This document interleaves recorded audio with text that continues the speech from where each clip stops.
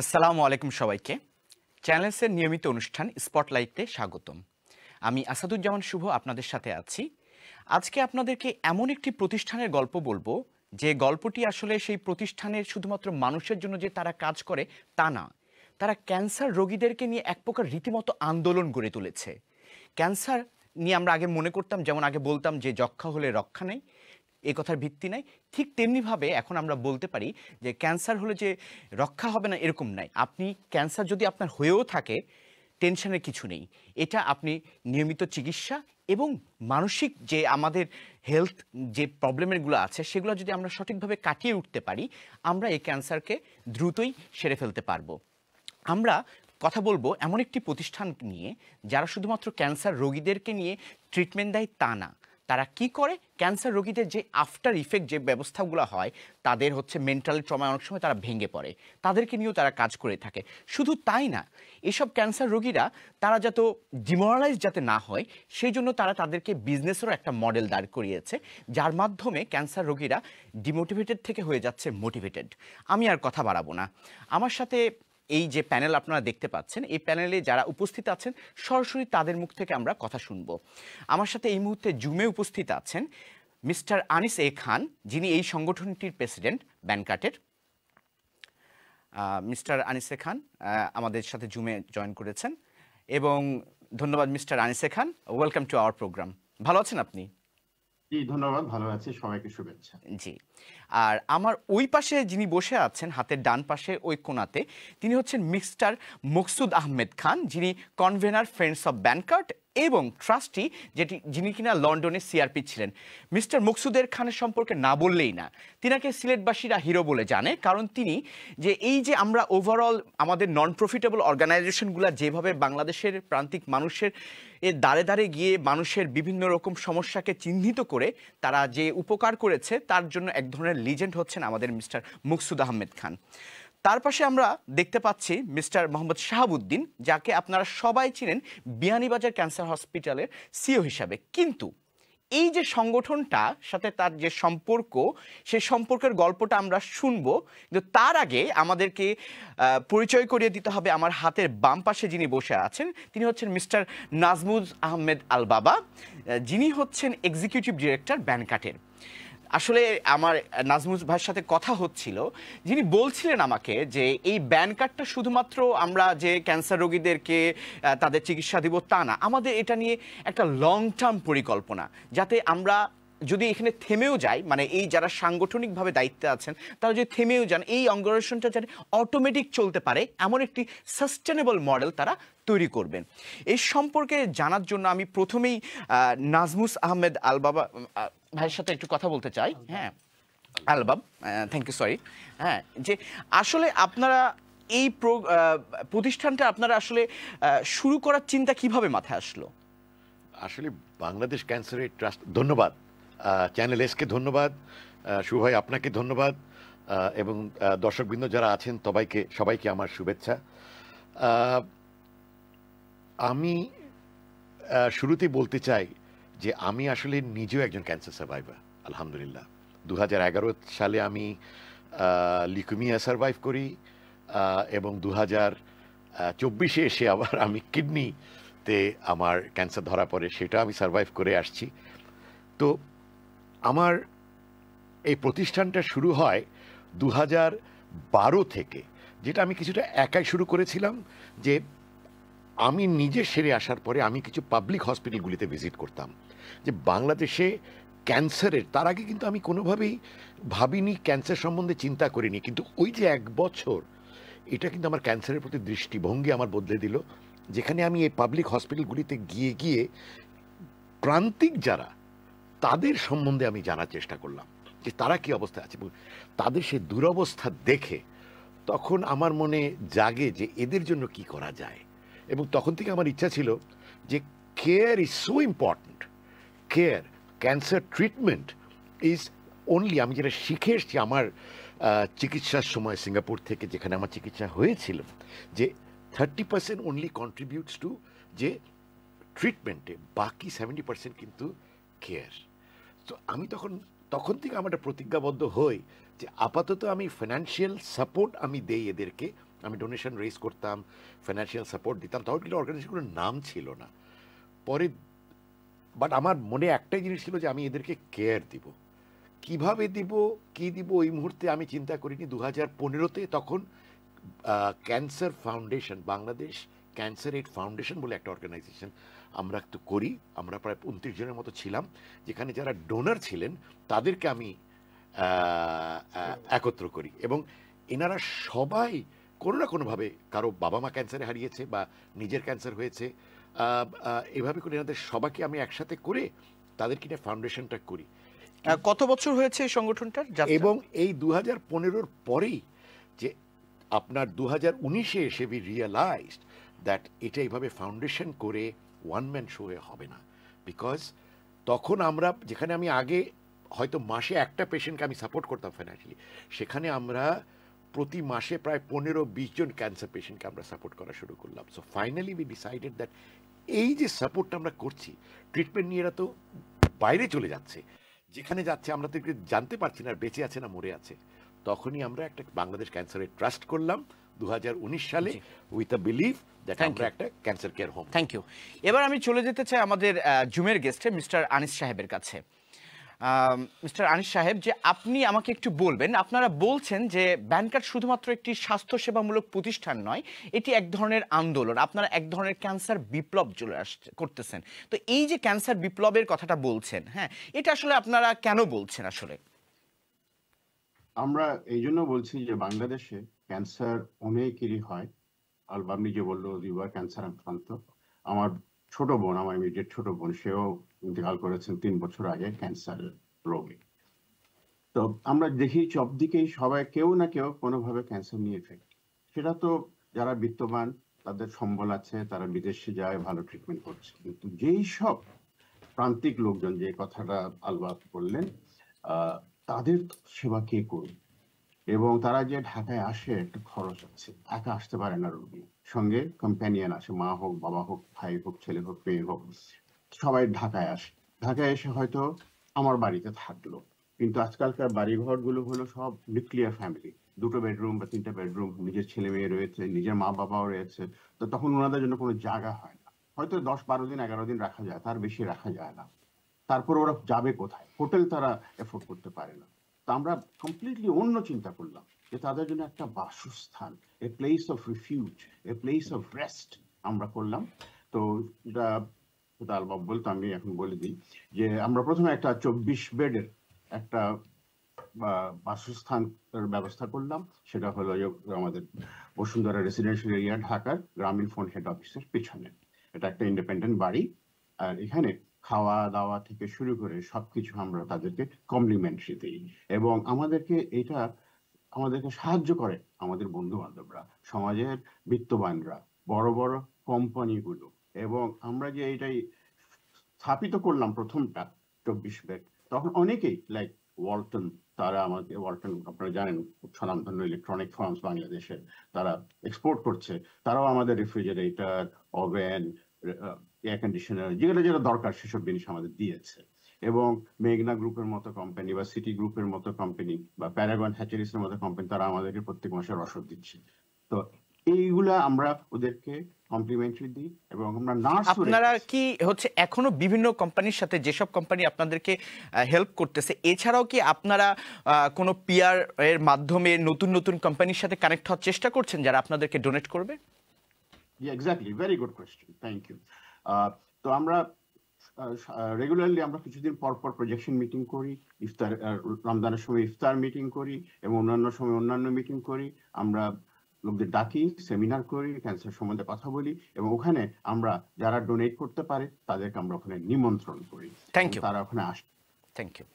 আমি একটু শাহাব ভাইকে প্রশ্ন করতে চাই। শাহাব ভাইকে তো আমরা জানতাম এতদিন যে বিয়ানীবাজার ক্যান্সার হসপিটাল নিয়ে আপনি চ্যানেলে এসেছেন অনেকবার, এবং এই নিয়ে প্রজেক্ট নিয়ে কাজ করেছেন। এটা থাকতেও আপনি আসলে এই ব্যানকার্ডের সাথে কেন জড়িত হলেন? একটা অর্গানাইজেশন নিয়ে তো কাজ করছেন যেটা ক্যান্সার নিয়ে কাজ করছে, why Bancard, why you are joining with Bancard? Thank you সবাই, আপনাকে অনেক ধন্যবাদ। আপনারা তো প্রতিনিয়ত, আমরা চ্যানেল তো আমাদেরই একটা প্রতিষ্ঠান, এখান থেকে আমরা গৌরব করি, এবং অনেক প্রতিষ্ঠান তারা দাঁড় করিয়ে দিয়েছে, মসজিদ বলেন, মাদ্রাসা বলেন, অনেক প্রোগ্রাম করে থাকেন তারা। ক্যান্সার হসপিটালে তারা বিগিনিং থেকে অনেক হেল্প করেছেন। আজ পর্যন্ত যতটুকুই হয়েছে চ্যানেল এস আমাদেরকে প্রত্যেকটা জায়গায় হেল্পিং হ্যান্ড দিয়েছে এবং আমরা তাদের সাথে কাজ করেছি, তারাও আমাদের সাথে কাঁধে কাঁধ মিলিয়ে কাজ করেছে। ব্যানকার্ট হচ্ছে আমাদের আলবাব ভাই, উনি সম্বন্ধে যত বলা হবে কম বলা হবে, কারণ উনি আমার খুব পাশের একজন মানুষ। অনেক আগে থেকে উনির সাথে আমার আত্মীয়তা হয় এবং উনিরা যে কাজটা করতেছেন আমাদের থেকে বিয়ন্ড কাজটা করতেছে তারা। আমরা করতেছি অ্যাওয়ারনেস, ডিটেকশন, ট্রিটমেন্ট। আর এই ট্রিটমেন্টটা দেওয়ার পরে যে কাজটা উনিরা করতেছে, এই যে প্যালিয়েটিভ কেয়ার বলতেছেন, এবং আমাদের চেয়ারম্যান সাহেব যেটা বলছিলেন একটু আগে যে নিবাস করেছেন, যেখানে খাওয়া দাওয়া থেকে আপনার একজন মানুষকে একটা হোস্টেলের মতো একটা জায়গায় রাখা। এই মুফস্বল এরিয়া থেকে একটা পেশেন্ট আসলো, তাদের জন্য 1 টাকা হলেও অনেক কষ্টদায়ক। এবং বিশেষ করে আমাদের সিলেট বলেন বা অন্যান্য অঞ্চল বলেন, ঢাকার বাইরে যে মানে বিভাগীয় শহরগুলো আছে সেখান থেকে অনেক পেশেন্টরা তারা পেয়ে থাকেন। তো তাদেরকে অনেক সহযোগিতা তারা করেন, খাওয়া থেকে নিয়ে, রাখা থেকে নিয়ে, মানে অনেক সহযোগিতা করে থাকেন। তো এই জন্য প্যালিয়েটিভ কেয়ারটা হচ্ছে যে আফটার ট্রিটমেন্ট কেয়ারটা।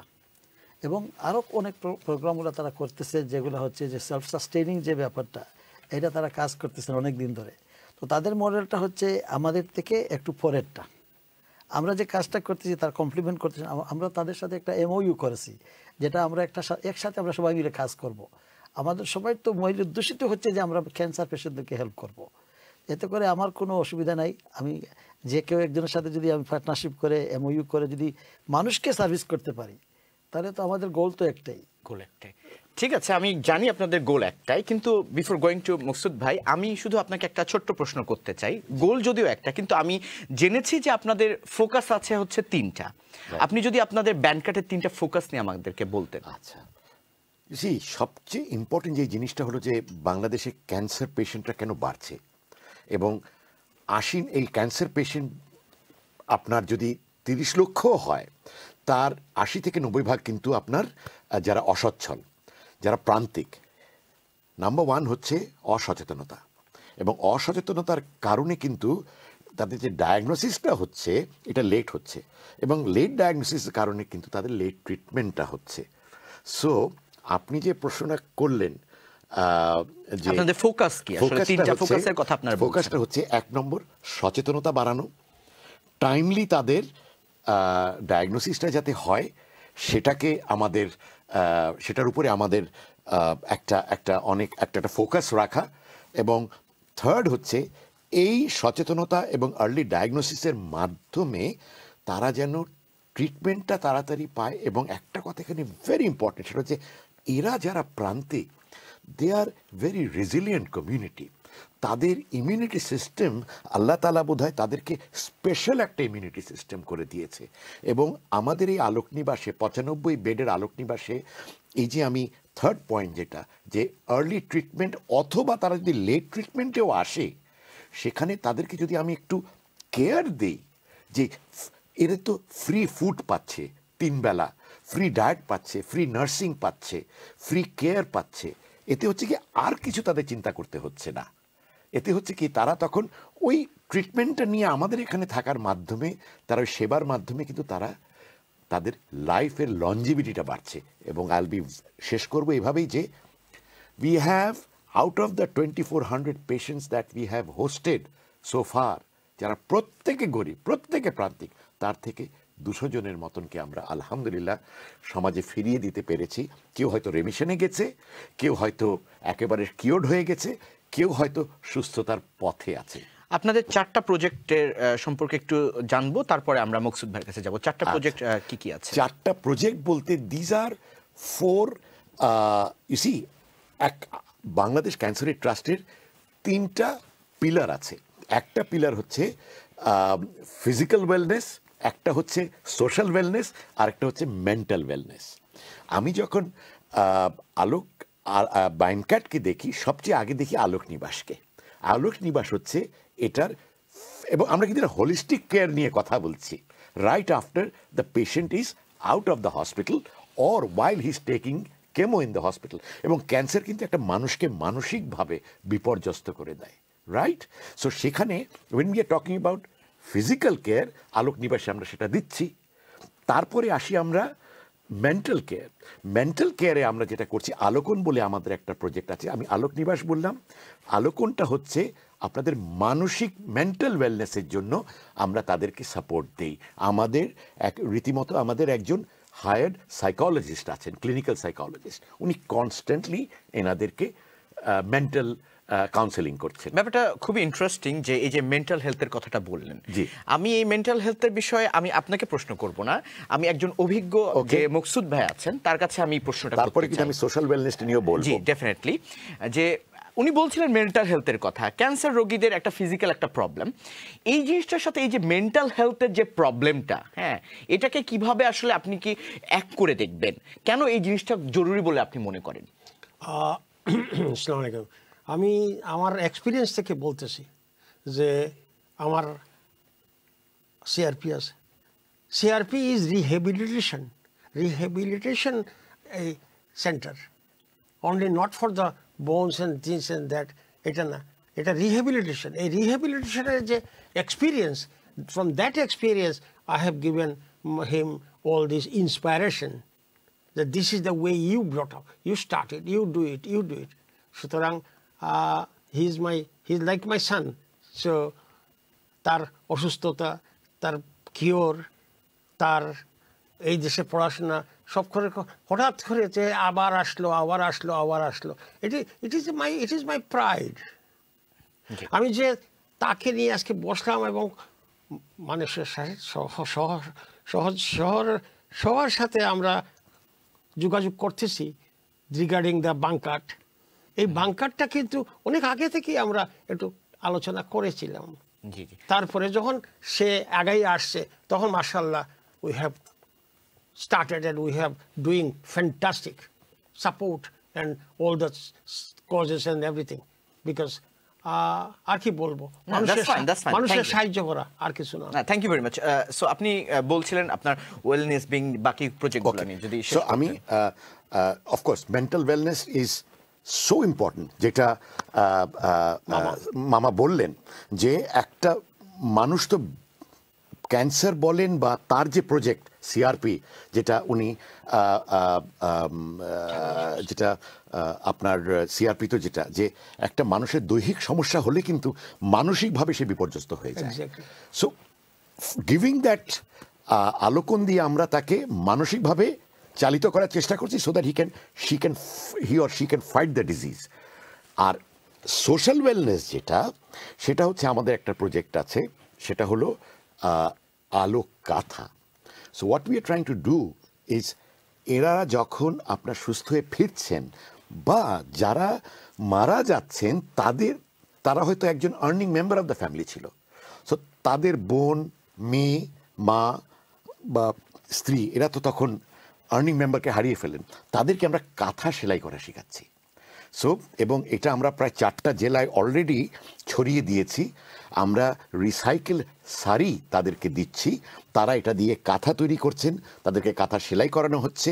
আমরা ঢাকায় বসে তাদেরকে র মেটেরিয়াল পাঠিয়ে দিচ্ছি, তৈরি করে ঢাকায় পাঠাচ্ছেন, আমরা ঢাকায় ফিনিশিং করছি, কোয়ালিটি দেখছি, হাইজিনটা মেনটেন করছি, করে আমরা এটা আবার সচ্ছল যে আমাদের কমিটি তাদের কাছে বিক্রি করার পরে ওখান থেকে যেই আমাদের টাকাটা আসে, ওটা দিয়ে আমরা 1/3 আমরা ব্যাংকেটে রাখি, 1/3 আমাদের খরচ হচ্ছে, আর 1/3 যারা তৈরি করছে তাদেরকে আমরা দিয়ে দিচ্ছি। আপনি 4 জেলার কথা বলছিলেন এবং কাঁথা নিয়ে কথা বলছিলেন। কাঁথা ছাড়া আপনাদের কি আরো কোনো ধরনের প্রজেক্টের চিন্তা ভাবনা আছে? ধরেন হ্যান্ড এমব্রয়ডারি হতে পারে, বা আমাদের যেসব বাংলাদেশে হেরিটেজের আমরা জিনিসপাতি দেখতে পাই সেগুলো হতে পারে, এগুলো কি নিয়ে ভাবছেন? অথবা এটাকে ব্রড করার জন্য আপনার এই 4 জেলার বাইরে যাওয়ার কি কোনো পরিকল্পনা আছে? ওয়েল, অলরেডি আমরা কাঁথাটা হলো আমাদের কিন্তু মাত্র 6 মাস হলো এটা আমরা শুরু করেছি, এবং আমরা কাঁথাটাকে আমাদের একটা সিগনেচার প্রোডাক্ট হিসাবে রাখছি। এবং Alok Kantha, it has got its own signature একটা সেলাই আছে, যেটা দিয়ে মানুষ এটাকে যাচাই করে। এটা থেকে আমরা ডায়েরি তৈরি করছি, আমরা এটা থেকে আপনার জামা তৈরি করছি, আমরা এটা দিয়ে আমরা ফ্রেম তৈরি করছি, এবং এটা আমাদের টার্গেটই হচ্ছে সচ্ছল গ্রুপটা। এবং আমাদের টার্গেট হচ্ছে by 2030 we want, because donor fatigue হতেই পারে, সো আমরা by 2030 we want to be sustainable ourselves. We want to make those who have suffered from cancer, their family is sustainable, and okay, that's fine, that's fine. আমি এবার mister আনিসে খানের কাছে জানতে চাই যে আসলে এই যে মুসাব্বির আলোক নিবাসের কথা আমরা শুনছিলাম, আমরা তো হসপিটাল দেখি, আসলে এই যে মুসাব্বির আলোক নিবাস, এটাকে আমরা একটা স্বাস্থ্য কেন্দ্রের বা একটা হেলথ সেন্টারের বাইরে যে আসলে কিভাবে দেখতে পারি? আসলে আপনারা কি কি ধরনের ফ্যাসিলিটিস এই মুসাব্বির আলোক নিবাসে দিয়ে থাকেন? তো আমি যেটা বলছিলাম কথাটা আগে, যে ওই 24 বেডের পরে আমরা একটা 50 বেড করেছি, যেটাকে মুসাব্বির আলোক নিবাস নামে পরিচিত। এবং এখানে কর্নেল মুদাসসির সাহেব আছেন, উনি নিজে ছেলের নাম এটা রেখেছেন, যে ক্যান্সারে মারা গেছেন। তো উনি আমাদের সঙ্গে, ওনার একটা ক্লিনিক ছিল যেটা ফ্রাইডে ডায়াগনস্টিক ক্লিনিক ছিল ধানমন্ডি রেসিডেন্সিয়াল এরিয়াতে। পরবর্তীতে আমাদের কাজ দেখে উনি মুগ্ধ হন এবং আমাদের সঙ্গে উনি যুক্ত হন, এবং উনারই সাহায্য নিয়ে আমরা এই 50 বেডটা করলাম। তো যে কথাটা সেটা হলো যে আমরা করছি, age I said earlier, palliative care, nursing care, এবং ঢাকা যারা বাইরে থেকে আসছে তাদের বাসস্থানে আবাসস্থান করছি। এবং আমাদের কাছে গাড়িও আছে, সেই গাড়ি করে আমরা যেখানে তাদের চিকিৎসা নিতে হবে সেখানে ওরা চলে যায়। কারণ আমরা তো এখন চিকিৎসা করতে পারবো না, ডায়াগনস্টিক্সও করতে পারবো না, কারণ এগুলোর জন্য ডিজি হেলথ সার্ভিসেসের লাইসেন্সিং লাগে, এবং লাইসেন্স প্রাপ্ত আপনার ডাক্তার, সনদপ্রাপ্ত ডাক্তার, তারপরে নার্সেস, অনেক কিছু লাগে, টেকনিশিয়ানস লাগে। তো আমরা স্টেপ বাই স্টেপ যাচ্ছি। এই যে 2019 সালে আমরা শুরু করেছি, এখন আমরা অলরেডি 2টো ইনস্টলেশন আমাদের আছে, এবং কিছুদিন আগে আমরা ঢাকার বাইরে 1 ঘন্টা 1.5 ঘন্টা লাগে টাইম ওখানে যেতে, মানিকগঞ্জে আমরা একটা 4 বিঘার জমি কিনেছি, যেখানে আমরা ভিত্তিপ্রস্তর লে করেছি, এবং ওখানে আমাদের আশা আছে, আপনি জিজ্ঞেস করলেন যে ভবিষ্যতে পরিকল্পনা আছে, সেখানে 250 বেডের একটা প্যালিয়েটিভ কেয়ার, ওইখানে আমরা একটা ডায়াগনস্টিক সেন্টার করতে চাই। কারণ আলবাব একটু আগে বললো যে সাস্টেনেবিলিটি ইজ কি। কারণ আমরা কত আর ডোনার থেকে নেব, ডোনার তো ফ্যাটিক হবেই, সেই জন্য আমাদের নিজস্ব একটা ইনকামের ব্যবস্থা করতে হবে, এবং সেই ডায়াগনস্টিক্স দিয়ে বা অন্যান্য ট্রিটমেন্ট দিয়ে যে ইনকামটা আসবে সেটা আমাদের অপারেটিং কস্টে আমরা কাজে লাগাবো। জি, থ্যাংক ইউ। আমি একটু শাহাব্বার কাছে জানতে চাচ্ছিলাম, এই যে আমাদের আবাসিক ক্যান্সার কেয়ারের যে এই যে মডেলটা, এই মডেলটা কি বাংলাদেশের জন্য কতটা প্রযোজ্য বলে আপনি মনে করতেছেন? এটা কি ওয়ার্ক করবে বাংলাদেশে? অফকোর্স এটা খুবই ভালো একটা চিন্তাধারা। কারণ এই যে আফটারমাথ যে কথাটা আসছিল, আলবাব ভাই বারবার বলছেন, চেয়ারম্যান সাহেবও বলতেছেন, ক্যান্সার যে ট্রিটমেন্ট যেটা, এটা তো আপনার একটা কনস্ট্রাকটিভ একটা এরিয়াতে আপনি করবেন। ট্রিটমেন্টটা হচ্ছে আপনি একটা স্পেশালিস্ট জিনিস, একজন কনসালটেন্ট বলেন, একজন অনকোলজিস্ট বলেন, এরা ট্রিটমেন্ট করে দেবে। কিন্তু এটার পরে যে যারা বিত্তশালী না, তাদেরকে যে আমরা যে মনিটর করব, তাদেরকে দেখব, তাদেরকে যে ট্রিটমেন্টের যে যে প্রক্রিয়া যেটা, এটা তো আর একদিনে শেষ হবে না। একটা বড় অপারেশন হয়েছে বা একটা বড় একটা সার্জারি হয়েছে, এটা হওয়ার পরে একজন পেশেন্টকে রিহ্যাবিলিটেশন সেন্টারে নিতেই হয়। এখন যদি আপনি মনে করেন একটা গরিব পেশেন্ট, তাকে হসপিটালে থাকতে হয়, তাহলে অনেক কস্টলি হয়ে যায়। তো এই কষ্টটা কিন্তু তারা বহন করতে পারবে না, এবং দেশও বহন করতে পারতেছে না। তাহলে আলবাব ভাইরা যে কাজটা করতেছেন, এটা মানে একটা বড় চিন্তাধারা নিয়ে তারা একটা নিবাস যে করতেছেন, তারা 2-3টা সেক্টর করতেছেন, এটা কিন্তু প্রত্যেকটা জায়গায় কাজে আসবে। আমরা যে কাজটা করতেছি, আমরা একটু অ্যাডভান্স স্টেজে কাজ করতেছি, যেটা আমরা একজন পেশেন্টকে আমরা দেখলাম, তাকে একটা ট্রিটমেন্টের আওতায় নিয়ে আসলাম, তাকে একটা ট্রিটমেন্ট দিলাম। এরপরে কি হবে? এই পরের কাজটা হচ্ছে আলবাব ভাইদের। এবং আমরা যে পেশেন্টটা মনে করেন গ্রাম থেকে যে একটা পেশেন্ট ঢাকায় যাবে, যাই যে একটা স্থলে থাকবে, খাওয়া দাওয়া করবে, এটা কিন্তু হোটেলে থাকা যাবে না। কারণ এই পেশেন্টের জন্য হোটেল থাকা অনেক ব্যয়বহুল। এতে করে আমরা যে পেশেন্টগুলো পাঠাই, আলহামদুলিল্লাহ আলবাব ভাই এবং আলবাব ভাইয়ের যে প্রতিষ্ঠান, এটা আমাদের জন্য একটা ব্লেসিং চলে এসেছে, যে আমরা এই পেশেন্টদেরকে আমরা ঢাকা পাঠিয়ে আমরা নিশ্চিত ঘরে ঘুমাইতে পারতেছি।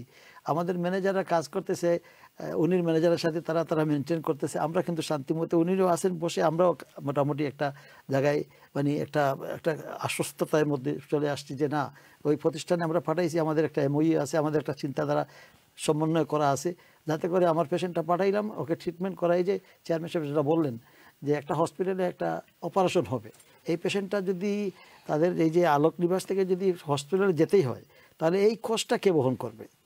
এখানে দেখাশোনা করা 200 টাকার মতো একটা পেশেন্টকে যদি মানে একটা ছোট্ট একটা টাকা, এই টাকা দিয়ে তাকে যে দেখাশোনা করে খাওয়া দাওয়া করিয়ে, তাকে নার্সিং সার্ভিসটা দিয়ে, প্যালিয়েটিভ সার্ভিসটা দিয়ে, সব কিছু কনভাইন করে আমরা একটা পেশেন্টকে আমরা একটা টিমওয়ার্ক করে নিলাম। তো এই টিমওয়ার্কটা হচ্ছে একটা খুবই ভালো একটা চিন্তাধারা। আমি তাদের সাথে কাজ করতেছি, আমরা আরও কিছু কীভাবে করতে পারি এটা নিয়ে আমরা চিন্তাধারা করতেছি। তাদের সাথে পার্টনারশিপ করে আমরা সিলেটে তাদের জন্য কী ফ্যাসিলিটি করতে পারি। উনি তো আমাকে অনেক আগেতেই বলছেন, সাহেব ভাই আমরা একসাথে কাজ করতেছি, আমরা ঢাকায় আপনারা কি। তো আমরা চাই যে এই যে যেহেতু আমরা একটা ইউনিভার্সাল চিন্তাধারা নিয়ে আমরা শুরু করেছি, সবাই আমাদের চিন্তাধারা দিয়ে হচ্ছে ক্যান্সারকে কীভাবে প্রিভেন্ট করব, কীভাবে ক্যান্সার পেশেন্টদেরকে সহযোগিতা করব এবং তাদেরকে গড়ে ভালো করে তাদেরকে সুস্থ করে তাদেরকে বাড়ি ফিরিয়ে দিব। এই চিন্তাধারা যেটা আমরা যদি কম্বাইন করে করি তাহলে একটা কথাই যে we are together, we are at as one platform. আর আমাদের এই কাজটা হবে ইনশাল্লাহ আগামীতে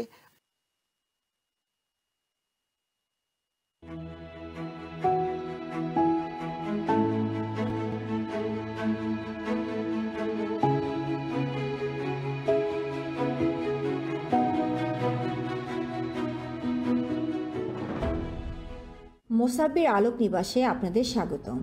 এটি বাংলাদেশ ক্যান্সার ট্রাস্টের একটি মহৎ উদ্যোগ। ঢাকায় ক্যান্সার চিকিৎসা নিতে আসা রোগীদের জন্য পরিবারের সাথে নিরাপদ এবং আরামদায়ক আশ্রয় দেওয়ার একটি স্বস্তির স্থান। মোসাব্বির আলোক নিবাস রোগী এবং তাদের পরিবারের জন্য বিনামূল্যে থাকার ব্যবস্থা, পুষ্টিকর খাবার এবং বিভিন্ন সেবা প্রদান করে, যাতে তারা চিকিৎসার কঠিন সময়গুলো আরামদায়ক এবং সুরক্ষিত পরিবেশে কাটাতে পারে। আমাদের সেবার মধ্যে রয়েছে 24 ঘন্টা নার্সিং কেয়ার, প্রতিদিন পুষ্টিকর খাবার, মানসিক সুস্থতার সেবা, আর্থিক সহায়তা এবং নিরাপদ যাতায়াতের ব্যবস্থা। মোসাব্বির আলোক নিবাসের শুরু থেকে 1200-এরও বেশি রোগীকে সেবা প্রদান করা হয়েছে। আসুন শুনি আমাদের সেবা নেওয়া রোগীদের কিছু অভিজ্ঞতা। আপনারা যে প্রতিষ্ঠানটা খুলেছে এটার পিছনে অনেক রোগী সাহায্য পাইতেছি, যেমন কি আমিও পাইতেছি। এখানে আমাকে খাওয়া দাওয়ার অনেক সাহায্য পাইতেছি, যেমন কি হসপিটালে থাকতে গেলে বারান্দায় থাকতে হয়, বেড পাই না, নিচে শুইতে হয়। ওইখান থেকে আলোক নিবাসে অনেক ভালো পরিষ্কার পরিচ্ছন্নতা, থাকা খাওয়া সবার মায়া। আসসালামু আলাইকুম। আমাদের এই আলোক নিবাসের নার্সরা খুবই দায়িত্বশীল। তারা সকাল বিকেল রোগীদের চেক আপ করেন, কখন কি ওষুধ খাচ্ছে না খাচ্ছে তারা খেয়াল রাখেন, ও কেউ অসুস্থ হলে তার সেবা প্রদান করেন। আলোক নিবাস থেকে চিকিৎসার জন্য আর্থিক সাহায্য পেয়েছি।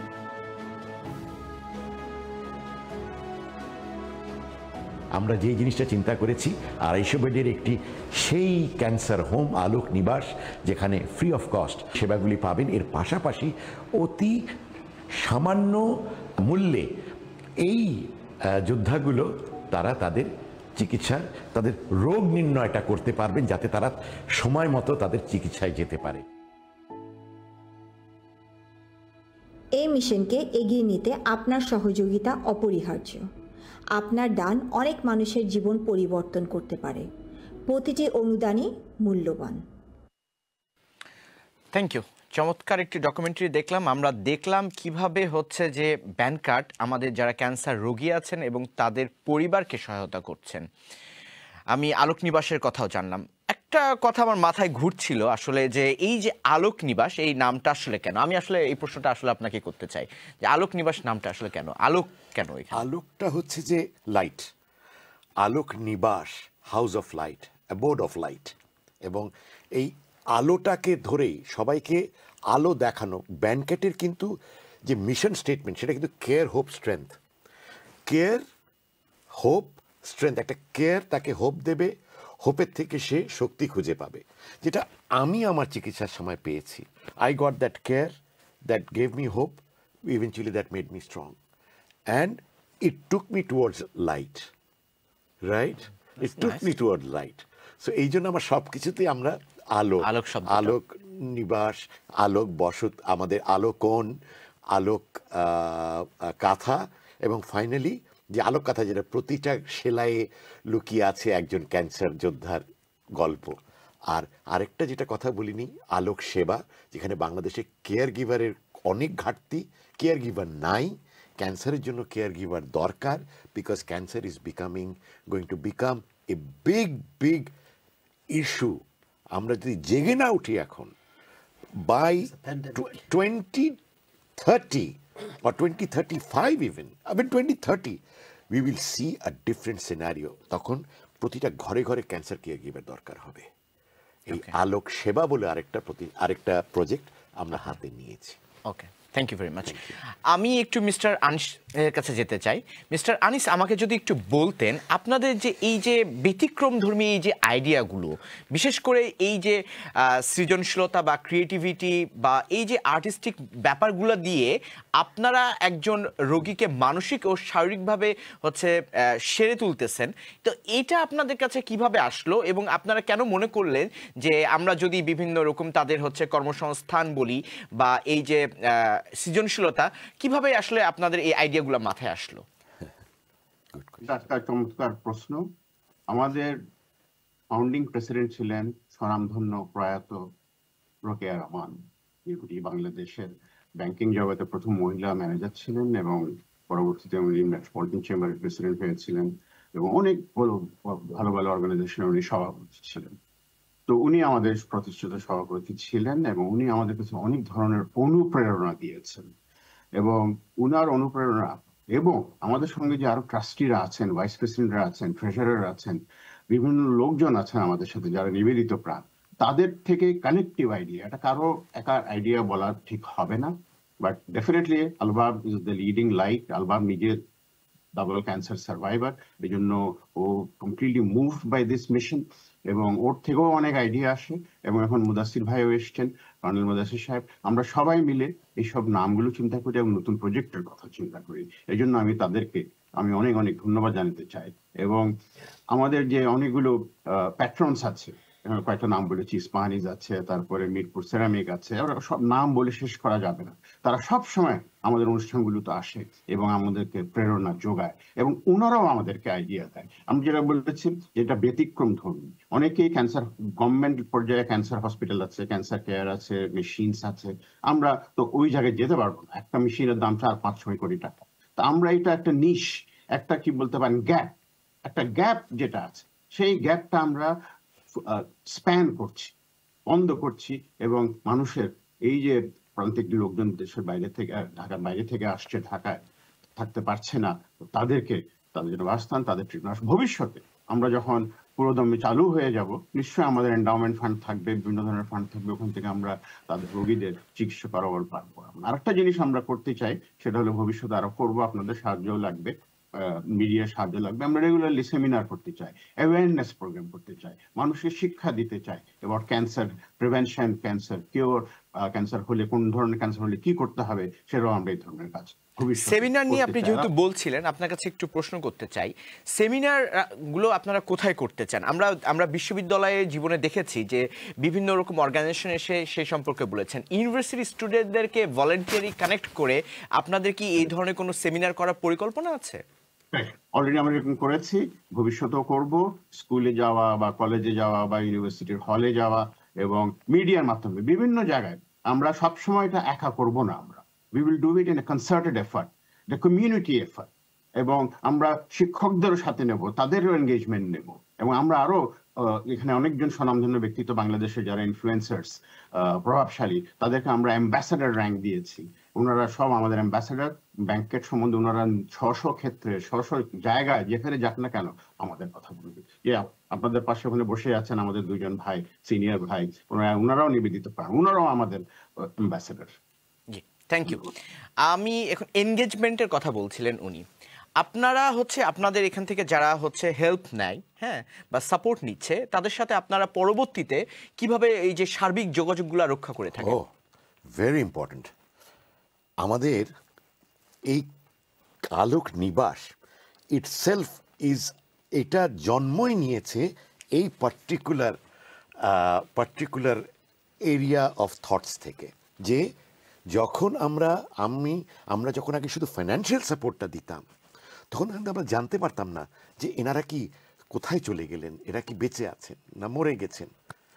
তো bringing them under one shelter, providing them with that care, mental, physical and social care, এটার মাধ্যমে হচ্ছে কি তারা যখন একটা ট্রিটমেন্ট নিচ্ছে, আমরা তো জানি তাদের ট্রিটমেন্টের রেজিমটা কত, তারা হয়তো 6 মাসের সাইকেলে আছে বা 1 বছরের সাইকেলে আছে, আমরা কিন্তু কনস্ট্যান্টলি তাদের মনিটর করি। তারা যদি দেশে চলে যায় 6 দিনের জন্য, 7 দিনের জন্য, তাদের কেমো ডেট কবে সেটাও কিন্তু আমরা তাদেরকে ফোন করে বলে তাদেরকে আমরা নিয়ে আসি।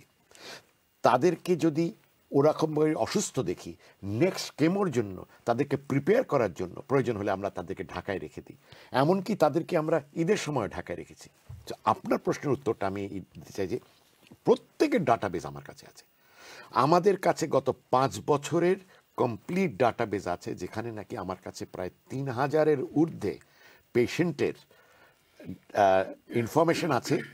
যারা সুস্থ হয়েছেন তাদেরও আমরা খবর নেই, যারা ট্রিটমেন্ট নিচ্ছেন তাদেরকে আমরা হয়তো মাসে, যারা দেশে তাদেরকে হয়তো মাসে 4 বার ফোন করি, কিন্তু যারা 2 বছর আগে তাদেরকে অন্তত মাসে 1 বার ফোন করি। আমি একটু থামাতে চাই, আপনি বলেছেন যারা সুস্থ হয়ে যায় তাদের সাথে আপনারা যোগাযোগ করেন। আপনি নিজে একজন ক্যান্সার পেশেন্ট ছিলেন, সেখান থেকে আপনি এই সংগঠন গড়ার চিন্তা ভাবনা করেছেন।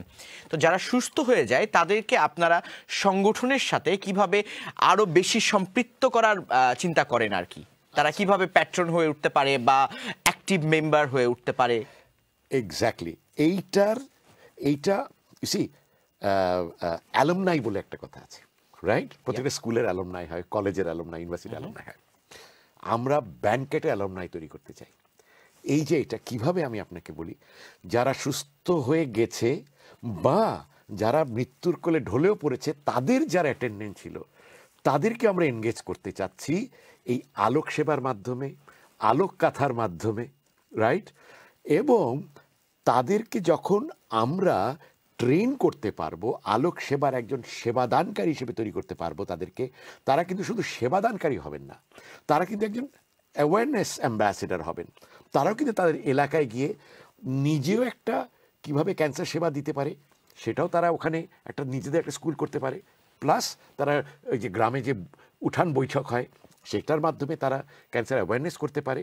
প্লাস এখানে এমনও আছে যারা কাঁথা শিল্প আগে থেকে জানেন, তারা হয়তো কাঁথা শিল্প তৈরি করার জন্য আরো মানুষকে কাঁথা শিল্প শেখাতে পারে। Thank you. এই ধরনের এনগেজমেন্ট আমরা দেখছি।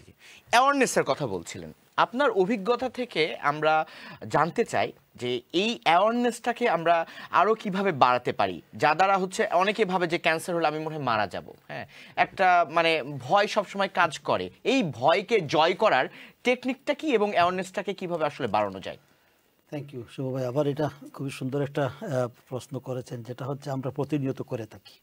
আপনারা জানেন যে আমরা প্রোগ্রামগুলো করি, প্রত্যেক বছর চ্যানেল এসে আমরা সাপোর্ট নেই এবং এগুলো করি। তো আমরা প্রত্যেকটা গ্রামে গঞ্জে যাই যে আমরা যে কাজটা করি, আমাদের মোবাইল ক্লিনিক দিয়ে আমরা উঠান বৈঠকে যে সাবজেক্টটা আমরা এখন অ্যালাপ করতেছিলাম, এটা আমরা অলরেডি মানে 10 বছরের এক্সপিরিয়েন্স আমাদের হয়ে গেছে। ডাটাবেস থেকে নিয়ে আমাদের যে পেশেন্ট কোথায় কে আছে, কোথায় কী প্রবলেম, এবং তাদেরকে ডেকে নিয়ে এসে আমরা তার যে ডায়াগনোসিস করা বা তার বায়োপসি করা বা তাকে কোথায় নিয়ে কিমোথেরাপি দেওয়া, কোথায় নিয়ে আপনার এই যে অপারেশন বা এগুলো করা, তো এইগুলো আমাদের একটা এক্সপিরিয়েন্স হয়ে গেছে অলরেডি। তো এই জন্য আলমা ভাই যে কথাটা এক্সপ্যানশনের কথা বলতেছেন, এক্সপ্যানশন আমাদের সিলেটেই করতে পারেন এবং আমরাও ঢাকায় করতে পারি। আমরা তো কিন্তু ব্রিটেনও এক্সপেনশন করতে পারি। আমি এই প্রশ্নটা করব আলবাব ভাইয়ের কাছে যে আসলে ব্রিটেনে করাটা এত সোজা না, এজন্য না, কারণ যে নিয়ম নীতির ভিতরে আপনি কাজ করতে হবে। আমাদের বাংলাদেশেই যে কাজটা আমরা যে কাজটা করতেছি, আলবাব ভাইরা এটা করতে পারবেন না। উনিরা এখন কিন্তু আমরা কিন্তু ব্রিটেনের মানুষের সহায়তা নিতে পারবো। এটা অবশ্যই, এই জন্য তো আমরা এখানে আজকে বসলাম যে উনিরা সহযোগিতা করতে পারবেন, মেন্টালি দিতে পারবেন, সাপোর্ট দিতে পারবেন, ডোনেশন দিতে পারবেন, আবার প্ল্যান প্রোগ্রামিংয়ে হেল্প করতে পারবেন, এক্সপার্টিস দিয়ে হেল্প করতে পারেন। অনেক ডাক্তাররা আছে, অনকোলজিস্টরা আছে এখানে, যে তারা তাদের পরামর্শ দিতে পারবেন। এগুলো আমাদের অনেক সম্পদ এখানে আছে।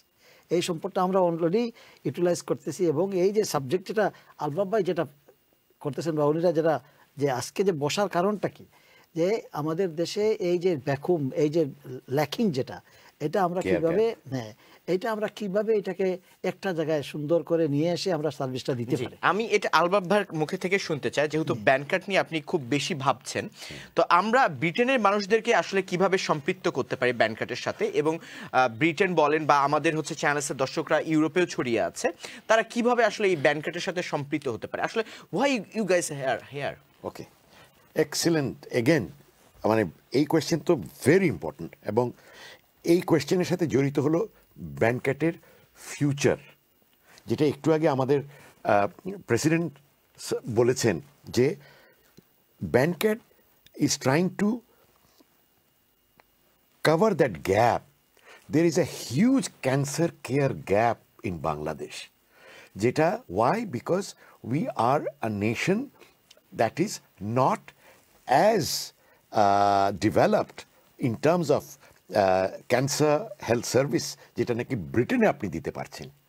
ব্রিটেনে কিন্তু প্যালেটিভ আছে, রাইট, কিন্তু ব্রিটেনে NHS আছে, ব্রিটেনে ডেডিকেটেড হেলথ সার্ভিস আছে, বাংলাদেশে কিন্তু এটা নাই, রাইট? সো এখানে কি হচ্ছে, এটা বাংলাদেশে আসে আলবাব ভাই, কিন্তু এটাকে পুরোপুরিভাবে ইউটিলাইজ করা হচ্ছে না, কারেক্ট, এবং এটাকে সংযোগ করে একটার সাথে একটা কানেক্টেড হচ্ছে না, right. We are not connecting the dots because সরকার কিন্তু তাদের যতটুকু পরিধি তার ততটুকু করছেন তারা, কিন্তু এর বাইরে যে আরেকটা, বিকজ তারা তো ট্রিটমেন্ট দিচ্ছেন, কিন্তু এর বাইরে যে সেবাটা দরকার সেটাই তো আমরা দিচ্ছি। কেন দিচ্ছি? Because there is A gap. যারা সচ্ছল তারা তো বাইরে গিয়ে সেবা পাচ্ছে, বিভিন্নভাবে তারা শিক্ষা পাচ্ছে, কিন্তু এখানে যারা you are looking at those who are not as educated we are, who are coming from most unprivileged and underdeveloped areas, so they are not as much aware of care. So এখানে কিন্তু আমরা care গ্যাপটাকে আমরা সীমিত করাচ্ছি, যেইখানে Britain থেকে আমি চাচ্ছি টেকনোলজিক্যাল সাপোর্ট, ভেরি ইম্পর্টেন্ট আমার জন্য। সেকেন্ড হচ্ছে ব্রিটেনে যে একটা কমিউনিটি আছে, Bengali community, who are expose to modern health service, তাদের আমরা একটা অ্যাটেনশন চাচ্ছি, এবং mind you, don't think that just because it is in Dhaka, because ব্রিটেনে কি 90% তো actually from Sylhet, but I would not be surprised if there is a Biani Bazaar Alok Nibash, because আমি তো আপনার আলোক নিবাস তো is only catering to some 0.001% of the entire community. I want to see Alok Nibash in every district of the nation. Otherwise, cancer cannot be fought, cannot be won. So যেই জন্য আমি বলছি যে ব্রিটেনের থেকে whichever the community is, we want attention, we want support, and we want hand holding. আপনাদেরকে support করার জন্য কিভাবে এনগেজ হতে পারে, মানে আপনাদেরকে সাপোর্ট করতে চাইলে তারা কিভাবে যোগাযোগ করবে বা কিভাবে সম্পৃক্ততা রাখবে? আচ্ছা, একটা তো হচ্ছে যে ডেফিনেটলি আমাদের বাংলাদেশে আমাদের যে অর্গানাইজেশন আছে, যেখানে আমাদেরকে of course if you talk about mobile number, if you talk about connectivity, I have my email address, I have my mobile number, Shahab ভাইয়ের মোবাইল নাম্বার আছে, মকসুদ খান সাহেবের মোবাইল নাম্বার আছে, এটা হলো একটা, বাট ইমেল অ্যাড্রেস আছে। এবং গ্লোবালি কিন্তু অনেক রিসার্চ অর্গানাইজেশন, অনেক ডোনার অর্গানাইজেশন আমাদের সাথে কানেক্ট করে। জি, আমাদের চ্যানেলেও কিন্তু হচ্ছে বিয়ানীবাজার হসপিটালের মতো অনেক হসপিটাল আসেন এবং অনেক চ্যারিটি প্রতিষ্ঠান আছে। আপনাদের কি এই ধরনের পরিকল্পনা আছে? জি, আসলে ফান্ডরাইজিং চ্যারিটি করার? we have, because fund is a major component, কিন্তু donation is a major component আমাদের মতন অর্গানাইজেশনের জন্য, কিন্তু unfortunately we are not registered in UK. We have an NGO account Standard Chartered ব্যাংকের সাথে, and we also have local বাংলাদেশে local account, টাকা অ্যাকাউন্টও আছে আমাদের কাছে। আমেরিকার থেকে তো আমাদের ফান্ড আসে, ব্রিটেন থেকে আমাদের ফান্ড আসে, স্ট্যান্ডার্ড চার্টার্ড ব্যাংকে আমাদের ফান্ডগুলি আসে, যেটা আমরা NGO অ্যাকাউন্ট বাংলাদেশের ব্যাংকে আমরা পেয়ে যাই। সো এটা হতে পারে, এবং ফিউচারে আমরা চেষ্টা করছি এখানে একটা ফ্রেন্ডস অফ ব্যানক্যাট বলে একটা অর্গানাইজেশন স্থাপন করতে, যেখানে যে দুজন বসা আছেন, এনাতে একজন তো আমার বড় ভাই, আরেকজন আমার মামা, এনাদের শরণাপন্ন, এবং তারা আমাকে খুব দে ওয়েলকাম মি। আমি আপনার কথা, দুজনের কথা বলছিলেন, আমি শাহাব ভাইকে এখানে বলতে চাই, এটা শাহাব ভাই তো হচ্ছে অলরেডি বিয়ানীবাজার আসে। বিয়ানীবাজার হসপিটাল যতদিন না পর্যন্ত তারা রেজিস্টার হচ্ছে, বিয়ানীবাজার হসপিটাল কি কোনোভাবে তাদেরকে হেল্প করতে পারে somehow? What do you think about it? We are helping them already. They are helping us. About fundraising? We are already partners. আমাদের মধ্যে যে MOU যেটা হয়েছে আজ থেকে 4-5 বছর আগে এটা হয়েছে, এবং আমরা সাপোর্ট তাদের নিচ্ছি, তারা আমাদের সাপোর্ট নিচ্ছে। ফান্ডরেজিং এর ব্যাপারেও কি আপনারা সাপোর্ট করছেন? এই জন্য আলবাব ভাইয়ের সাথে আমার কয়েকটা মিটিং আমরা হয়েছে, এবং আমরা পরবর্তী যে স্টেপ যেটা, এটার জন্য আমরা কাজ করতেছি। আপনি হয়তো জানেন যে গেল রমজান মাসে আমরা ডিক্লেয়ার করেছি যে আমরা সিলেটে আমাদের আরেকটা এক্সপানশন করতেছি, যেটা হচ্ছে কিমোথেরাপি সেন্টার এবং ডায়াগনোসিস সেন্টার। যেটা এখানে আমরা এই যে আলোক নিবাসের আলবাব ভাই আমার সাথে 1 বছর আগে আলাপ করেছিলেন, তো এটা নিয়ে আমরা এইবারে উনি আসছে, আমরা মিটিং করব আলাপ করব কিভাবে ম্যাটেরিয়ালাইজ করা যায়, কিভাবে সমন্বয় করে কাজ করা যায়। তো ইনশাআল্লাহ এটাই আমরা কাজ করতে। Thank you. মকসুদ ভাইয়ের কাছে জানতে চাই যে আসলে আপনি ইউকের একজন সিনিয়র সিটিজেন হিসাবে আমাদের কমিউনিটির অনেক ব্যক্তিবর্গ আছে, নেতা আছে, তাদেরকে আসলে আমরা কতটা আরো বেশি করে ইনভলভ করতে পারি যাতে আমাদের একটা চমৎকার আইডিয়া, এই ব্যান কার্ডটা, এই চমৎকার আইডিয়াতে আমাদের কমিউনিটির সিনিয়র ব্যক্তিদেরকে আমরা কিভাবে ইনভলভ করতে পারি আরো? To be honest with you, আমার তো বিশাল এক্সপিরিয়েন্স আছে in the CRP when I started in the 86। তখন থেকেই আমি ফান্ডরাইজিংয়ের সাথে জড়িত এইখানে, কারণ এইখানে FCRP ছিল, ফ্রেন্ডস অফ সিআরপি ছিল, একটা trust, and all are European British, আর I was the only Bengali. Anyway, but আমার এক্সপিরিয়েন্স যেটা, যে আমরা পারবো, আমরা বাংকার্ড পারবো। আমি যখন সিআরপি পারছি, বাংকার্ড পারবো। 100,000 প্রতি ইয়ার আমরা উঠেছি, প্রতি মাসে, প্রতি বছর 100+, but anyway, we are the, I mean, আমাদের মেইন এখানেই ছিল যে আমরা ফান্ডরাইজিং করি, আমাদের সিআরপি করতো। CRP was started with a small thing. Well, a retailer was in the farm gate, and then she got 5 acres of land in the suburb, and then we have started. That's nice, very nice. আমি একটু mister আনিসের কাছে যেতে চাই। আমরা দেখছিলাম আপনাদের care ভিলেজের কথা, যখন প্রকল্পের কথাগুলো শুনছিলাম। এই কেয়ার ভিলেজ মূলত আসলে কি এবং এই আইডিয়াটা কিভাবে আসে? আমি আগে বললাম যে আমরা ওই যে জমি কিনেছি 4 বিঘা মতো ঢাকার বাইরে মানিকগঞ্জে, ওটাই আমাদের কেয়ার ভিলেজ হবে এখন। তো এখন তাহলে এই আলোক নিবাসের সাথে এই কেয়ার ভিলেজের পার্থক্যটা কি? হ্যাঁ, এটা হচ্ছে এক্সপ্যানশন।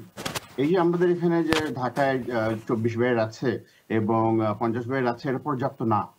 এবং এটা is in very nice surrounding, আশেপাশে কাম, এই যে পরে ট্রিটমেন্টের পরে ওরা রেস্ট নিতে পারবে, বিশ্রাম নিতে পারবে, এবং ওখানে আশেপাশে খেলাধুলা করতে পারবে, মাঠঘাট থাকবে এবং বাইরে হাঁটাচলা করতে পারবে। তো এই জায়গাটা, কেয়ার ভিলেজটা will be a composite care giving, palliative care, refuge or rest place for আপনার cancer patients or post cancer patients recover করেছে, রিমিশন হচ্ছে তাদের জন্য। এবং যেটা আগেও বলেছি, সাস্টেনেবিলিটির জন্য আমরা ওখানে কিছু ডায়াগনস্টিক্স রাখবো, কিছু ট্রিটমেন্টের ব্যবস্থা রাখবো, যেটা আমাদের জন্য আমরা টাকা পয়সা উপার্জন করতে পারবো, যেটা কমপ্লিটলি ব্যবহার হবে ওই হসপিটালের অপারেশন কস্টের জন্য। So that is our wish. Thank you. Time লাগবে, সময় লাগবে, অনেক ফান্ডস লাগবে, তো সবাই সাহায্য দরকার। সবার কাছে আমি অ্যাপিল করবো যে আমাদের যেমনি পারেন আমাদেরকে সাপোর্ট করেন, because it is not support to us but for our mission to serve the cancer patients. Thank you আপনাকে। আমরা কেয়ার ভিলেজের কথা শুনছিলাম। এই কেয়ার ভিলেজটাকে আমরা যদি একটা মনে করি যে একটা স্বাস্থ্যসেবার মডেল করে তুলি, এটা মানে চিকিৎসা, তারপরে গবেষণা সব মিলিয়ে এটা কি ভবিষ্যতে একটা স্বাস্থ্যসেবার মডেল হয়ে উঠতে পারে বলে আপনি মনে করেন আলবাত ভাই? Of course, model ki eta, it will be a revolution, inshallah. You know why? Because Alok Nibash itself is one and only in Bangladesh, right?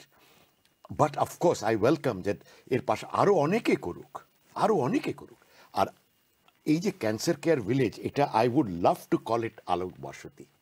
You know why? Because okhane holistic care jeta apnar outdoor and diagnostics, এটা আমাদের থাকবে free. ডায়াগনস্টিক্সটা আমরা charge করব, right, minimum একটা charge করব আমরা, but outdoor care free. ওখানে আলোকন counselling free, আপনার ওখানে প্যালেটিভ ফ্রি, হসপিস আমার ওখানে থাকবে। You know Y?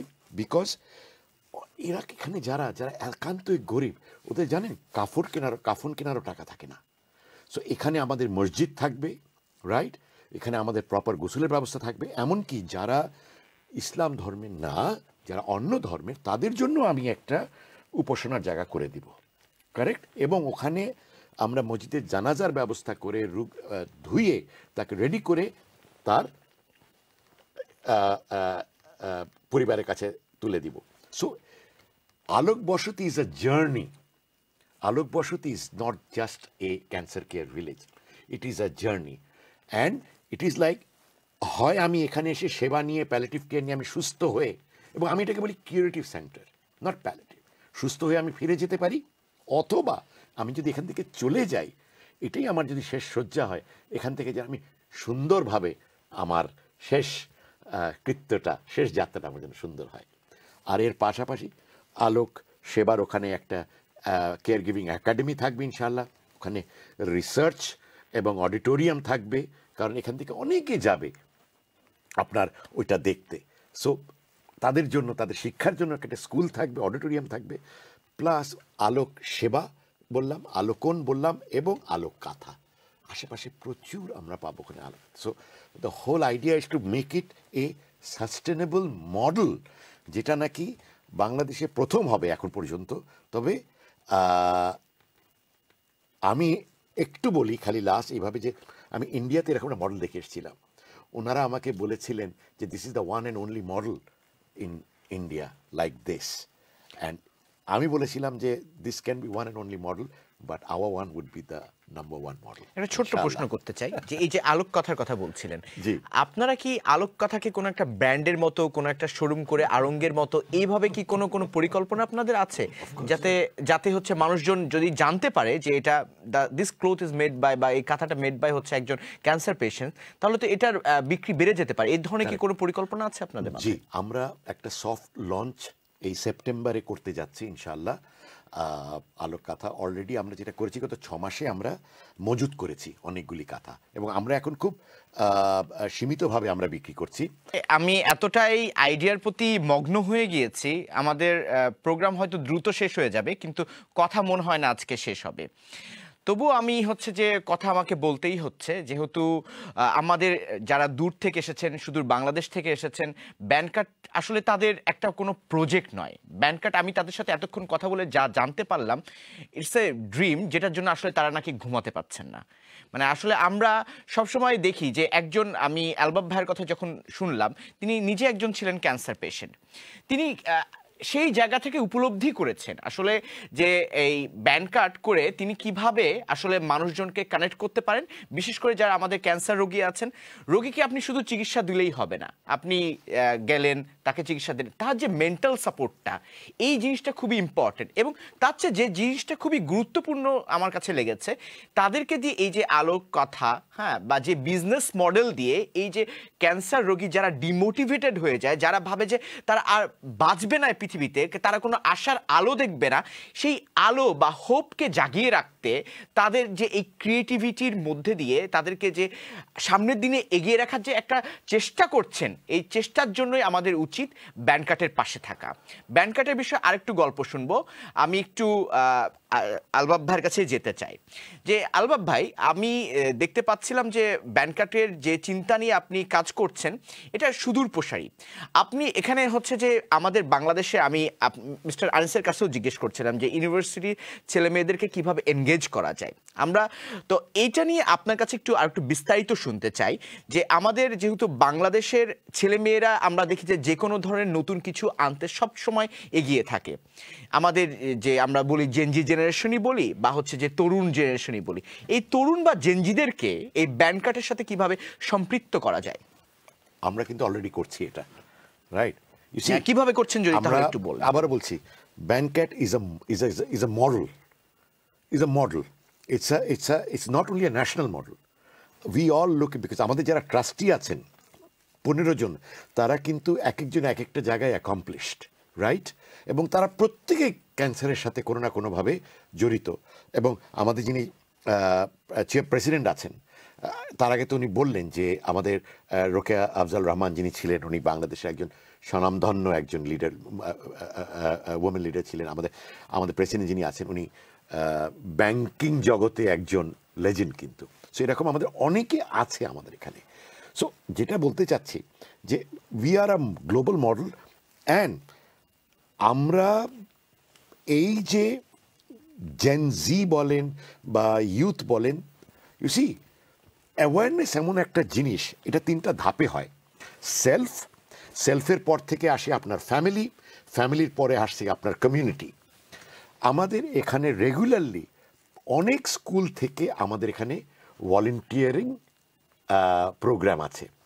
সপ্তাহে তারা মাসে বা 3 মাসে তারা হয়তো 6 সপ্তাহ এবং সপ্তাহে একদিন করে তারা আমাদের এখানে কাজ করেন, কারেক্ট, রাইট। এবং এটার মাঝে তারা সার্টিফিকেশন পান, প্লাস তাদেরকে আমরা শিক্ষাটা দেই, তারা একেবারে ক্যান্সার পেশেন্টদের সম্পৃক্ত তা হয় না, একদম they get very much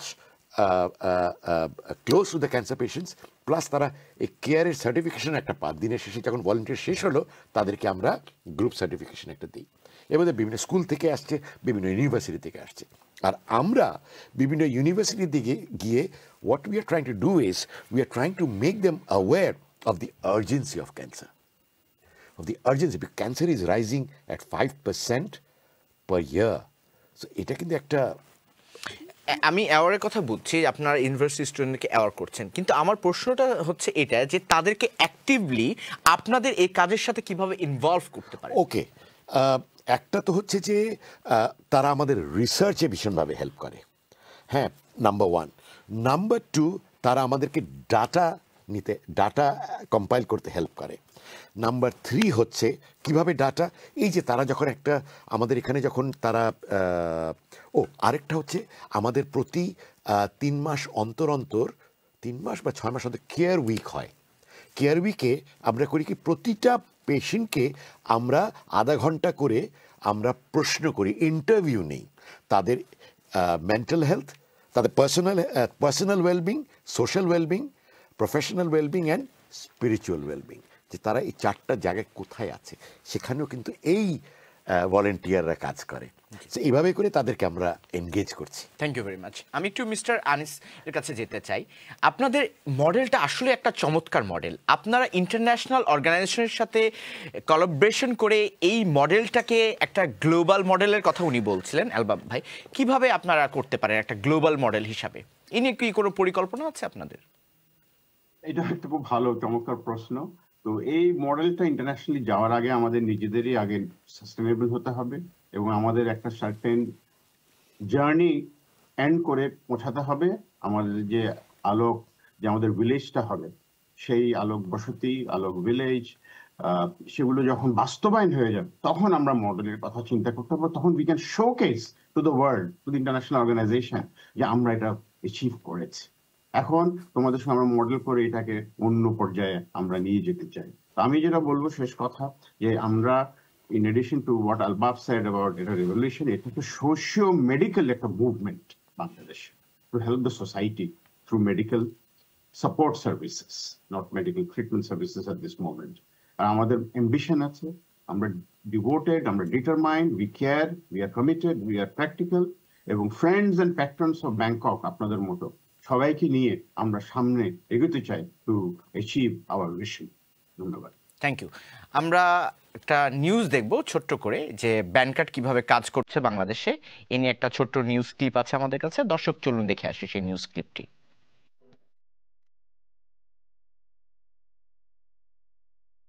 cancer একটি জটিল রোগ। ক্যান্সার চিকিৎসায় অধিকাংশ ক্ষেত্রে দীর্ঘ সময় প্রয়োজন হয়, তবে ক্যান্সার মানেই মৃত্যু নয়। প্রাথমিকভাবে রোগ শনাক্ত হলে এবং যথাযথ চিকিৎসা হলে মানুষ আরোগ্য লাভ করতে পারে। দেশে প্রতি বছর 1.5 লাখের মতো মানুষ নতুন করে ক্যান্সারে আক্রান্ত হচ্ছেন, আর ক্যান্সারে প্রতি বছর মারা যাচ্ছেন প্রায় 1,08,000-এর মতো মানুষ।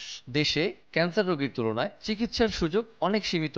বিশ্ব স্বাস্থ্য সংস্থা বলছে প্রতি বছর 10 লাখ মানুষের জন্য একটি পূর্ণাঙ্গ ক্যান্সার কেন্দ্র বা হাসপাতাল থাকা প্রয়োজন।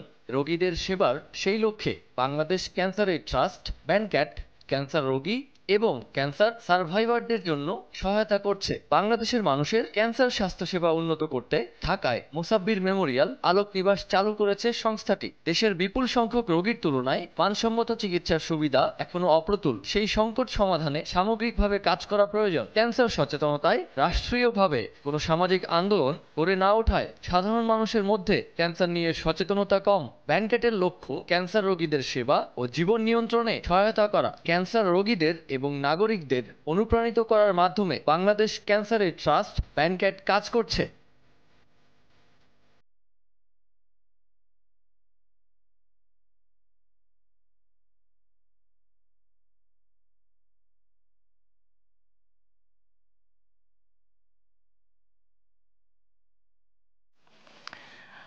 দর্শক, আমরা আসলে আমাদের উপস্থিত আমন্ত্রিত অতিথিদের কাছ থেকে আমরা জানতে পারলাম ব্যানকাট কিভাবে কাজ করছে। এছাড়াও আমরা নিউজ থেকে জানতে পারলাম ব্যানকাটের আসলে পরিকল্পনা কি বা লক্ষ্য কি।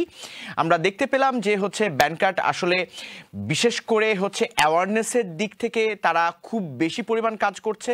কারণ আসলে যদি আমরা মোটিভেটেড না হই, বিশেষ করে যারা ক্যান্সার রোগী তারা যদি মোটিভেটেড না হয়, যে তারা যদি জেনেই যায় যে তাদের এই ক্যান্সার ভালো হবে না, তারা কিন্তু আর কোনো আশার আলো দেখবে না দর্শক। এই জন্য তারা কাজ করছে তাদের অ্যাওয়ারনেস বৃদ্ধির জন্য। এছাড়াও যেসব রোগীরা ভালো করে ট্রিটমেন্ট পায় না বা ট্রিটমেন্টের জন্য তাদের অনেক সাপোর্টের দরকার হয়, আমরা যাদেরকে অবহেলিত বলে আমাদের যথেষ্ট সম্পদ নেই, তাদের জন্য তারা কাজ করছে। যে জন্য আসলে তাদের এই চ্যানেলে আসা আজকে, যাতে আমাদের যারা বাংলাদেশ এবং ইউকে, এছাড়াও আমাদের যেসব দর্শকরা ইউরোপে আছেন, আমরা সকলে মিলে যদি ব্যানকাটকে আসলে সাপোর্ট করি, তবেই কিনা ব্যানকাট হচ্ছে এগিয়ে যেতে পারবে। এছাড়াও যে আরেকটি বিষয় নিয়ে ব্যানকাট আসলে কাজ করছে সেটি হচ্ছে মানসিক স্বাস্থ্য। আসলে আপনি যে রোগেই আক্রান্ত হোক না কেন, আপনার রোগ ছোট হোক বড় হোক, আপনার মানসিক স্বাস্থ্য যদি ভালো না থাকে, আপনি কিন্তু রোগ ছোট হলেও আপনি অনেক বড় ধরনের বিপদে পড়ে যেতে পারেন। তো ব্যানকাট আসলে মূলত এই জিনিসটাতে আসলে খুব বেশি পরিমাণ ফোকাস দিয়েছে, যাতে আমাদের রোগীরা যতটুকু তাদের ক্ষতি হয়েছে সেই ক্ষতিটাকে তারা পুষিয়ে উঠতে পারে। আমরা আসলে জানতে পারলাম যে ব্যানকাট আসলে শুধুমাত্র এই তিনটি বিষয়ে কাজ করছে না, এছাড়াও আমরা জানতে পারলাম যে আসলে ব্যানকাট একটা বিজনেস রোল মডেল নিয়ে এসেছে, একটা সাস্টেনেবল রোল মডেল নিয়ে এসেছে, যার মাধ্যমে আসলে তারা মানুষের সামনে নিজেদেরকে একটা ব্র্যান্ড হিসাবে, ক্যান্সার রোগীরাও যে নিজেরা একটা ব্র্যান্ড হতে পারে সেই বিষয়ে তারা হচ্ছে আলোকপাত করেছে। আমরা দেখতে পাই যে হচ্ছে যে বাংলাদেশের অনেক মানুষ নিজেদেরকে অনেক দুর্বল মনে করেন, কিন্তু এই জায়গাতেই ব্যানকাট হাত দিয়েছে যে আপনি দুর্বল নয়, আপনাকে দিয়ে অনেক কিছু সম্ভব, এখন অনেক আশার আলো আমরা দেখতে পাবো আপনাদের কাছে। অনুষ্ঠান আমরা শেষ করব, ঠিক তার আগে আমরা আসলে সবার কাছ থেকে একটু করে কথা শুনবো যে ব্যানকাট নিয়ে আসলে তাদের শেষ কথা কি এবং ব্যানকাট নিয়ে তাদের যে শুভকামনা তারা জানাবেন সেটা বিষয়ে। আমরা আমাদের মোস্ট সিনিয়র মকসুদ ভাইয়ের কাছ থেকে আমরা শুরু করতে চাই। ব্যানকাট নিয়ে আপনার যদি শেষ কিছু কথা বলার থাকে চ্যানেলের দর্শকদের উদ্দেশ্যে, এবং ইউকেতে যারা ব্যানকাট নিয়ে এই আজকে বিষয়ে কথা শুনলো, তারা যাতে ব্যানকাটকে সহযোগিতা করে এই বিষয়ে যদি আপনি কিছু বলতেন দর্শকদের। আমি লাস্ট মিটিং যখন হলো ঢাকায়, তখনই আমি বলছিলাম যে আমি ambassador for Bangladesh in great Britain, এর জন্য আপনারা আসেন। আমরা আমাদের এই সোসাইটি, এই যে বাংলাদেশের সোসাইটি, মানে লোকের মানুষ আছেন, এদেরকে আমরা অভিহিত করতে হবে, আমাদের ওনাদেরকে জানাতে হবে হোয়াট ইজ ব্যানকাট, হোয়াট ইজ ব্যানকাট, এটা এক্সপান্ড করতে হবে। And then he came with one village, which is fantastic village. Thank you very much. আপনার এই কথা শুনে একজন দর্শক ফোন দিয়েছেন। আমরা দর্শক আসলে কে আছেন লাইনে আমরা শুনতে চাই। হ্যালো, আসসালামু আলাইকুম। জি, আপনার সাথে আলবাব ভাই কথা বলবেন, যিনি ব্যানকাটকে রিপ্রেজেন্ট করছেন। হ্যালো, আসসালামু আলাইকুম। আসসালামু আলাইকুম। ওয়ালাইকুম আসসালাম। আমি মতিউর রহমান খোকন। জি, মতিউর রহমান খোকন। ও খোকন, জি জি। বাবুল ভাই, সরি। হ্যাঁ বলো। আপনার লগে মা তো হইছে না, এখন তো হইছে, তো আরো কিতাব ইয়েও করতে আছে। আচ্ছা, আমার এই আনসারটা কিন্তু আলবাবে দেবে। আমি কিছু পয়সা দিব। আলহামদুলিল্লাহ। তো কিলা আপনারা ইয়ে দিতাম না। আপনি হচ্ছে যে দর্শক হচ্ছে আপনি দয়া করে আমাদের কন্ট্রোল রুমে হচ্ছে ফোন দিবেন, আপনার নাম এবং নাম্বার রেখে দিবে, এবং সেই অনুসারে আমরা আপনাদের সাথে যোগাযোগ করব পরবর্তীতে। Thank you very much. আমাদের যে মুহূর্তে ফোন করেছিল তিনি মোটামুটি সব জায়গাতে চেষ্টা করেন যতটুকু তার সামর্থ্য তার সহযোগিতা করা। শুধুমাত্র তিনি নয়, আসলে ব্রিটেনের আমরা দেখেছি যে আমরা যখনই চ্যানেলে এসেছি, যে কোনো প্রয়োজনে যে কোনো মুহূর্তে দর্শকরা কিন্তু সবসময় সাড়া দিয়ে এসেছেন। আপনি মকসুদ ভাই দর্শকদের সাড়া দেওয়ার কথা বলতে বলতেই ফোন আমরা দেখতে পেলাম। এভাবেই চ্যানেলের দর্শকরা আমরা আশা করি যে ব্যানকাটের পাশে আসবেন। আপনি যদি হচ্ছে যে শাহাব ভাইকে বলি, যদি ব্যানকাটের উদ্দেশ্যে দর্শকদের শেষ কোনো কথা বলতে চান। জি, আমি আলবাব ভাই এবং তার চেয়ারম্যান সাহেব এবং আমাদের মকসুদ ভাই আছেন, তারা যে অক্লান্ত পরিশ্রম করে আজকে যে আমাদের এই চ্যারিটিতে তারা এসেছেন এবং অবহিত করেছেন তাদের প্রোগ্রাম, তাদের প্রতিষ্ঠান, তাদের চিন্তা চেতনা, কি করবেন, কি করতেছেন এবং সামনের দিকে কি কি কাজ নিয়ে সামনে আসতেছেন। আমাদের ফুল সাপোর্ট তাদের কাছে দেওয়া থাকবে এবং ইনশাল্লাহ আমরা তাদের পাশে দাঁড়াবো। আমি Beanibazar cancer and general hospital পক্ষ থেকে তাদেরকে সাধুবাদ জানাই, ধন্যবাদ জানাই। আমাদের যতটুকু সাপোর্ট দেওয়ার বাংলাদেশে বলেন বা ইউকেতে বলেন, আমরা তাদের পাশে থাকি, সবসময় আসি এবং থাকবো। এবং আমাদের যে এখন যে প্ল্যাটফর্ম ক্রিয়েট হয়েছে তাদের সাথে আমাদের একটা এমইউ আছে, যেটা এটাকে পুরোভাবে আমরা এক্সপ্লোর করব এবং তাদেরকে কিভাবে তাদের পাশে দাঁড়িয়ে থাকা যায় সেই নিয়ে আমরা কাজ করতেছি এবং করব। জি, থ্যাংক ইউ ভেরি মাচ। একটু অ্যালবাম ভাইয়ের কাছে আমাদের ব্রিটেনবাসীর উদ্দেশ্যে আপনার যে সকল চাওয়া পাওয়ার ব্যাপার আছে যদি আপনি একটু বলতেন। আচ্ছা, এইভাবে শুরু করি। একজন ক্যান্সার পেশেন্ট, উনি কিন্তু, আমি যেহেতু একজন নিজে ক্যান্সার পেশেন্ট ছিলাম, উনি কিন্তু সিম্পাথি চান না, উনি চান respect. Right? Why I'm saying this is because that is what we have been doing. We have been respecting each and every patient who has come and stayed with us. And that is why we have today, Allah has brought us where we are. Right? Now, এখন যেটা আমি চাই যে সেই সম্মানটা নিয়েই আমি ইউকেবাসীদের কাছে আবেদন করছি যে আমাদের প্রতি একটু